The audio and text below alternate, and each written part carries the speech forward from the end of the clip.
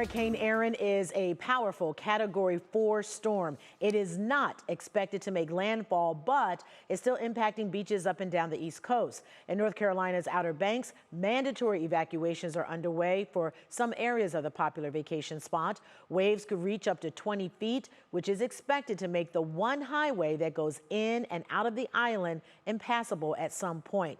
Now let's go to the U.S. Virgin Islands, where a Boy Scout troop from Wisconsin is stranded. The group left Wisconsin back on August 10th for a sailing trip, but now they can't leave St. Thomas. The troop is expected to fly home this Friday. So let's get right over to senior meteorologist Matt Wentz, who is tracking Hurricane Erin for us this morning. Matt, a lot going on. Yeah, a lot going on. Good news is it's from a Cat 4 down to a Cat 3. All right, that doesn't make much of a difference. It really doesn't. This thing is a wind maker and a rain maker and a wave maker, and that's going to be the biggest impact. So here are the latest numbers now. Winds down to 115, gusts to 140. In terms of perspective, there's Florida, there's the Bahamas. You see the Turks and Caicos there. This is north of the Dominican Republic as well. And most of the rain and the convection with this system is loaded on the south and the eastern side. That's good news as it curls up the east coast. So in terms of track, it's expected to head north as a Cat 2, maybe re-intensifying as a Cat 3. It'll be back and forth between the two, but notice it curves away from coastal Carolinas and eventually heading out to sea. All right, in terms of the radar, where's the bulk of this storm going to be? Very compact center.